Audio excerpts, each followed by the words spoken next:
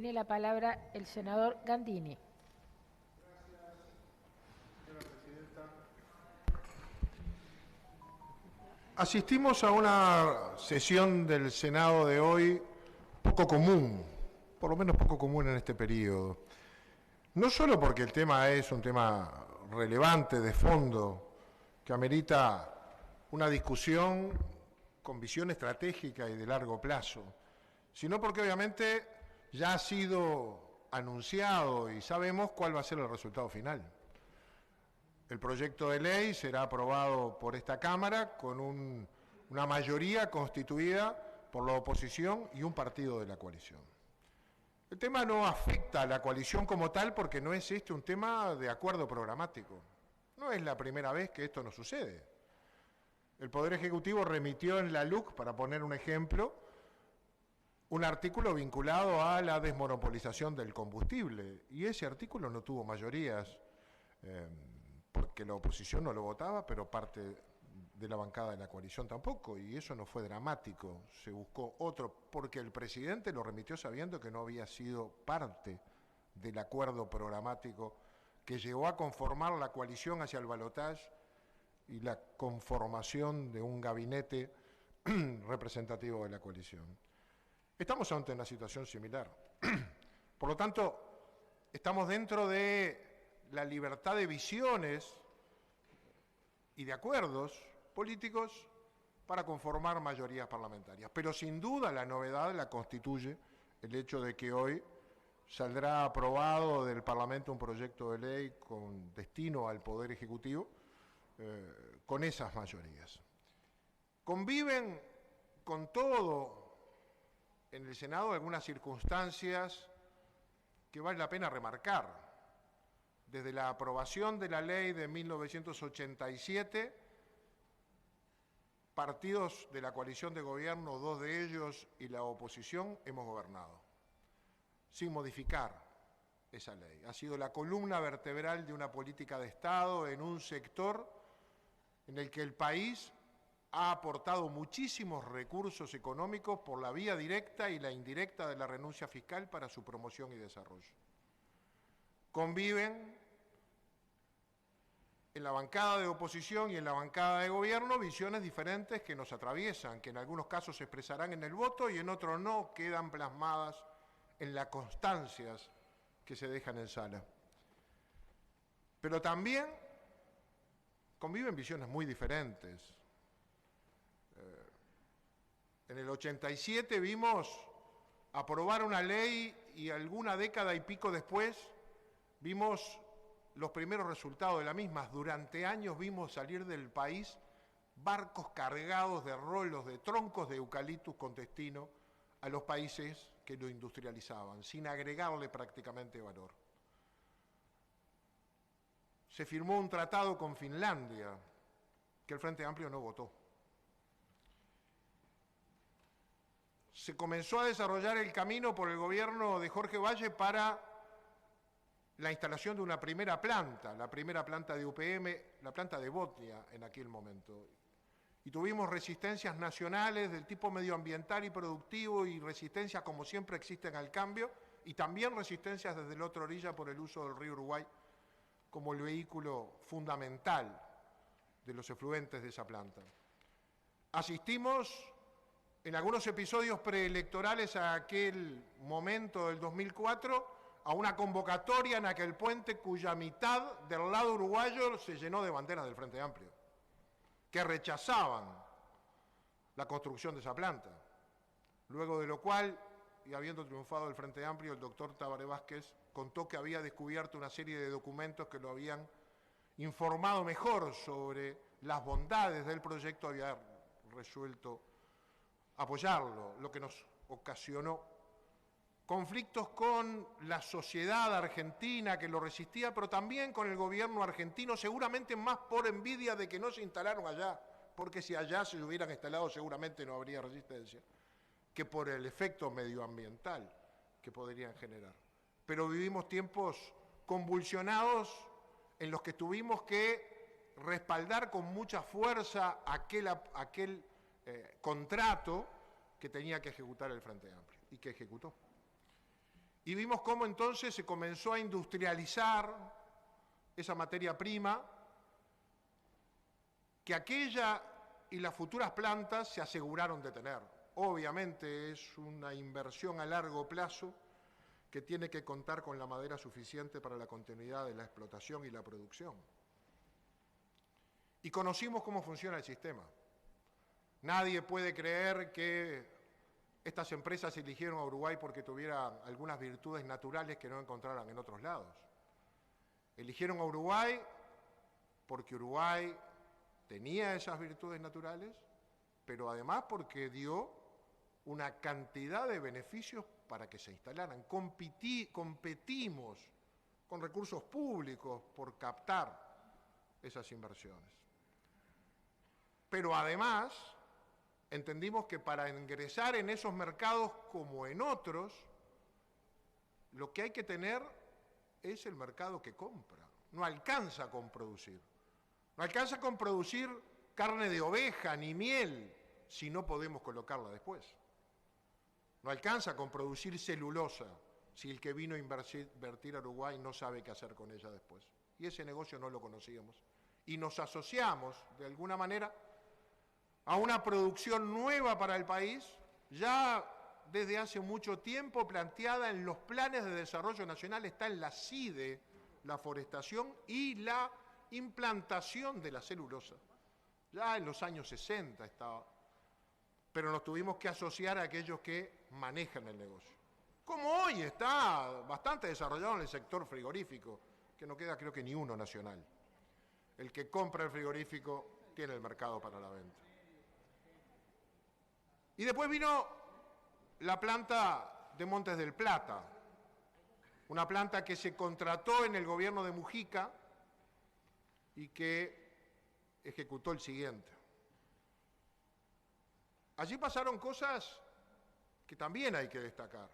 Hoy se habla, yo creo que genuinamente, porque todos tenemos la misma preocupación, del desplazamiento que puede generar la forestación de otras actividades agropecuarias, que también tienen procesos industriales, como es la lechería, que ya fue desplazada por la agricultura en algunos aspectos. Y la preocupación fundamental de aquellos suelos 502B cercanos a la planta de Monte del Plata, en tierras muy productivas, de aptitud forestal, pero no de prioridad forestal, que pueden ser utilizadas para la producción de alimentos y pueden, por una razón de mejor renta, dada la cercanía con la planta y ya vencidos los beneficios fiscales, competir para el propietario de esas tierras con esas otras actividades que se han desarrollado. Esa preocupación es genuina, pero hay que decirlo todo. Yo tengo aquí las cláusulas que fueron confidenciales de ese contrato. El punto 3.1, aspectos forestales, tiene varios subpuntos, pero en el 3.1.3 dice: la localización de la planta industrial en Punta Pereira hace que la distancia media a las plantaciones sea significativamente superior a las prácticas internacionales, lo cual las partes, gobierno y Montes del Plata, reconocen se trata de una desventaja competitiva tanto para el proyecto como para el país, ya que genera sobrecostos logísticos.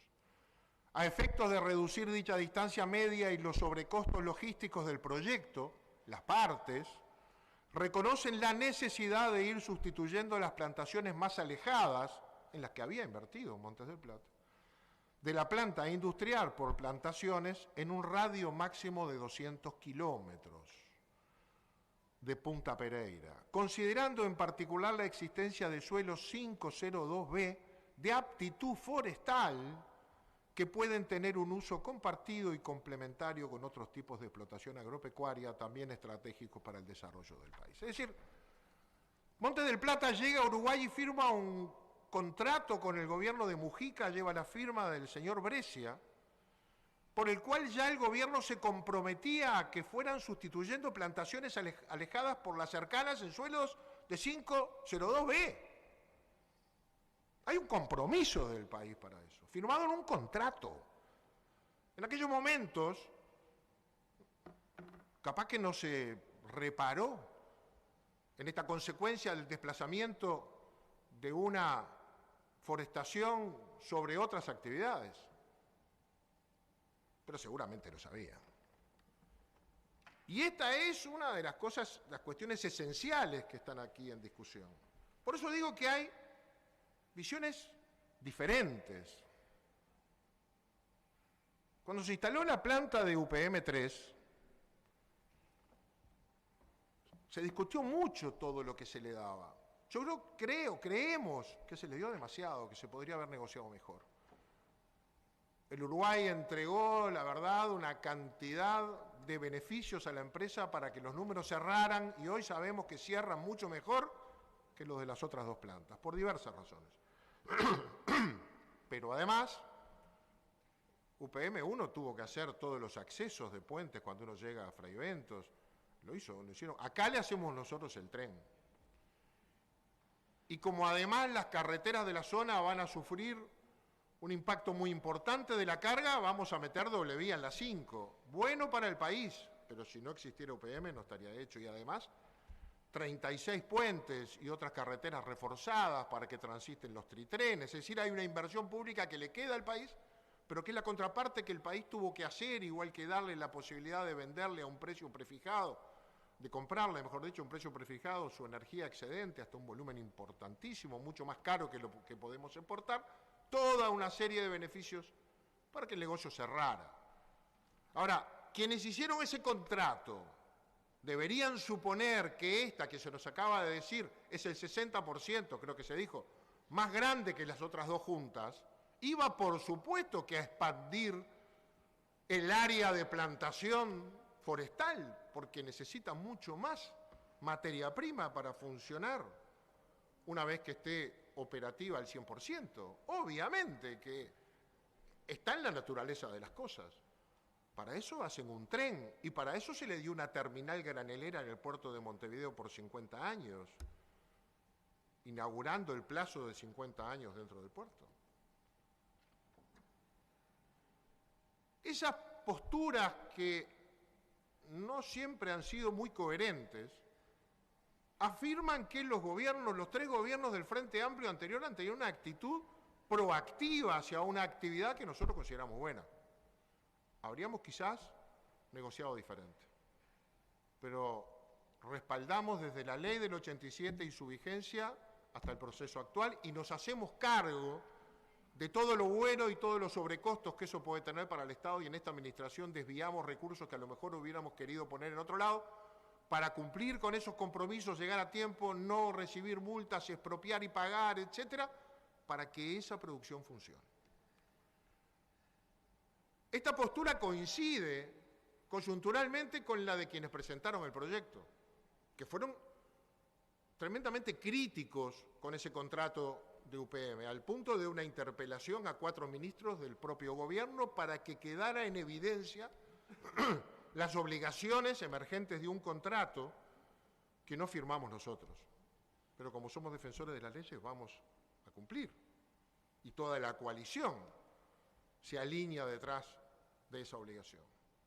Pero obviamente, este proyecto que tendrá mayorías tiene motivaciones y seguramente perspectivas muy diferentes. También en sala hay desde los que no simpatizan con la forestación hasta los que la defendemos. Y la mayoría se alinearán allí.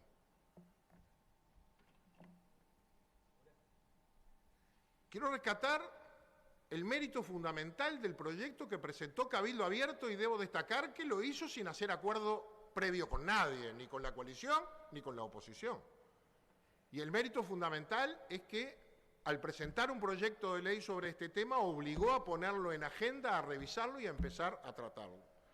Obligó a los dos ministerios que defienden roles distintos en el Estado, uno la producción y el otro el medio ambiente, a dialogar y dialogar y a dialogar hasta encontrar un punto de acuerdo para que sin afectar la producción, la misma no afecte el medio ambiente. Y tenemos un decreto hoy. El decreto es producto de este debate de un año que surge a partir del proyecto que presenta Cabildo Abierto. Y ese creo que es un mérito muy importante, a nuestro juicio suficiente. El decreto llena vacíos, restringe la actividad forestal a determinadas tierras, a determinados suelos, protege el medio ambiente, protege producciones competitivas, limita, pero no prohíbe. Los decretos no prohíben. Los decretos van en línea con la ley original y con la filosofía original. Nosotros estamos de acuerdo con el desarrollo del sector forestal. Estamos de acuerdo y creemos que hay que promoverlo, todavía tiene para desarrollarse, porque además genera otras actividades. Pero hay que ponerlo en un contexto. Quizás hoy nos perdimos una excelente oportunidad hoy, en estos meses, pero puede ser rescatable para los que vienen, de dialogar, discutir, planificar el Uruguay productivo del futuro. En el Uruguay hay lugar para todo, para la forestación en desarrollo, para la ganadería, para la lechería, para los ovinos, para la agricultura en sus diversas modalidades. Pero hay que planificarlo, hay que regionalizarlo en algunos aspectos y hay que pensarlo a la luz de lo que viene. No se puede pensar en un tiempo acotado por un plazo de gobierno. Y hay que mirarlo en el contexto de la integración regional. Más allá de las visiones que tenemos, Uruguay va a abrir su economía, va a ser tratado de libre comercio y le va a dar de comer a una parte importante del mundo.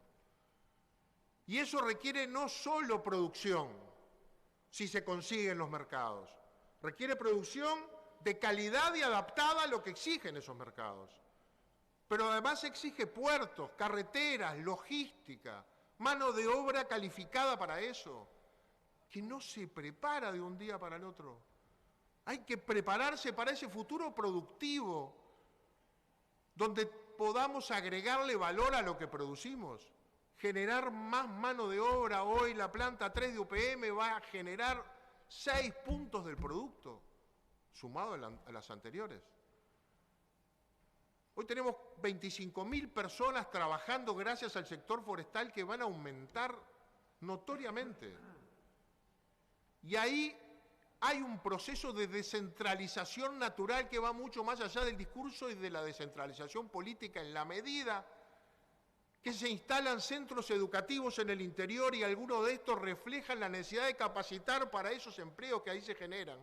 Y en la medida que se instalan en el interior centros productivos como estos, que alimentan talleres, que alimentan empresas de camiones, que alimentan parking para ellas, estaciones de servicios, reparaciones y todos los insumos que hay que aportar, todos los servicios tercerizados que ellos generan. Genera descentralización real porque son razones para quedarse. Por supuesto que la lechería también la genera. Pero no es responsabilidad de la forestación que Pili esté cerrada básicamente porque no hay cuenca lechera, no hay leche en el litoral para abastecerla. Es un problema mucho más complejo y por lo tanto tenemos que empezar a discutir no de qué hay que prohibir para preservar a los que están aún estando mal, sino de qué es y cómo es que tenemos que promocionar y promover a la luz de una ley que ha rendido sus frutos en el largo plazo y promoviendo, exonerando por un tiempo, facilitando por un tiempo, dando el régimen de zona franca, podemos nosotros ayudar a que la cadena productiva en otros sectores que tiene dificultades en la producción, las compense con la industrialización. ¿Qué sería de Conaprole si cada una de esas plantas estuviera en una zona franca y pagaran el combustible sin impuestos? O compraran sus insumos en otras condiciones. Probablemente la cadena sería más rentable y al final el productor de la leche tendría un mejor resultado. Nos estamos perdiendo por lo urgente lo importante, que es la planificación del Uruguay del futuro a la luz de un mundo que se abre y de que inexorablemente vamos a estar en él. Es la vida o la muerte. Es el subdesarrollo o el despegue. Ese es el debate que el Uruguay tiene muy cerca. Logística, tratados, educación. Nosotros creemos que el decreto es suficiente, que la ley no agrega, pero que en todo caso la ley tiene una motivación que no le hace al fondo. Decía el 11 de marzo de este año el contador Pablo Ferreri, en una columna de Montevideo Portal, empezaba diciendo: con respecto al proyecto de ley sobre el sector forestal presentado por Cabildo Abierto, hemos visto el debate generado dentro del Frente Amplio sobre la conveniencia política de votarlo, subrayo yo, sopesando la virtud de dividir a la coalición de gobierno o la inconveniencia de legitimar a ese sector político, es decir, a Cabildo Abierto. Y si bien puede ser un debate pertinente, no es lo que debe guiar jamás la decisión de votar o no un proyecto de ley. Lo que realmente importa es si es bueno o no para el país. El desarrollo del sector forestal ha sido una política de Estado. La construcción de las mismas siempre es algo deseable cuando se trata de los principales desafíos de la nación. Y es verdad que el debate de hoy tiene también ese componente. Legítimo en la política. Yo no voy a decir nunca lo hicimos ni lo quisimos hacer. Nos tocaron años de oposición. Y si el objetivo es mostrar hacia afuera que la coalición por primera vez en el Senado no vota junta, y probablemente ese objetivo se obtenga, no sé qué valor tiene, porque no resquebraja nada. Al contrario, ratifica que la coalición está conformada por partidos políticos diferentes, de orígenes diferentes, con ideas diferentes, con historias diferentes, que competimos entre nosotros y que vamos a volver a competir, que acordamos un programa de gobierno y del cual no nos hemos apartado y hemos sacado con ese compromiso leyes muy importantes y lo vamos a seguir haciendo, en un gabinete compartido por todos los partidos que lo integran. Eso no está en cuestión, pero si se quiere mostrar eso, repito, no sé con qué valor, probablemente se pueda exhibir. Ahora, lo que estamos votando hoy es la modificación de una ley que tiene más de 40 años y que es política de Estado. Y que quienes van a votar hoy esto gobernaron los últimos 15 años con mayorías absolutas al frente del Ministerio de Ganadería, del Ministerio de Ambiente, del Instituto de Colonización y de todo lo que se quiera poner acá arriba, y nunca trajeron un proyecto de ley para cambiar esto, aunque el desplazamiento de determinados sectores productivos, de pequeños productores a los que hay que proteger y todos estamos de acuerdo, ya era perjudicado, desplazado en los gobiernos anteriores. No es un tema que empezó el 1 de marzo ni lo trajo la pandemia. Sin embargo, hoy se alinean los astros así. Que quede claro, nosotros vamos a defender la ley como está y el decreto, que en comisión todos se pronunciaron en relación a que era un buen decreto, Pero la ley, decían algunos, legítimamente requiere, la ley le da otra solidez, otro complemento. Está bien, para nosotros es suficiente. Quiero agregar simplemente un dato para no, me lo refería hace un momento, lo conversábamos con la senadora Ciaín. El proyecto que vamos a votar hoy no es ley hasta su promulgación.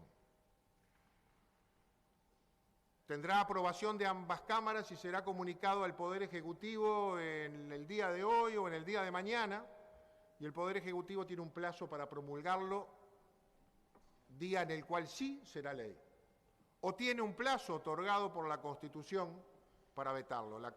El presidente no veta leyes.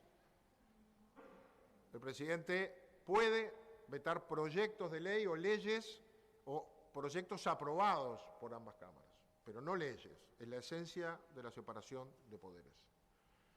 Podrá venir entonces un veto aparte o a todo el proyecto de ley. Para eso también tiene sus plazos, 10 días para interponer veto y la Asamblea General, 30 días a partir de ese momento para reunirse y levantarlo con 3/5 de presentes de cada una de las cámaras, ni siquiera de integrantes, pero 3/5. Bien, seguramente nos vamos a ver aquí en la segunda quincena de enero, lo anunció el presidente ayer, y volveremos, quizás en el ámbito de la Asamblea General, a tener este debate. Mi deseo es que el debate alumbre acuerdos y visiones de futuro. Nos va mucho en planificar adecuadamente este país. Hay proyectos de ley que no le cambian la vida a la gente. Hay proyectos de ley que le cambian la vida a alguna gente. Hay proyectos de ley o leyes como esta que afectan a muchísima gente porque afectan al país. Y hay temas como este, como la planificación del Uruguay productivo del futuro, que afectan a todo el país. Nos va mucho en eso. Y ojalá el debate sea alto, maduro y mirando para adelante. Porque los que gobernamos hoy queremos seguir gobernando y los que no gobiernan hoy seguramente querrán heredar. A todos nos va mucho en que hagamos cimientos para seguir creciendo. Muchas gracias, señora presidenta. Gracias a usted, señor senador.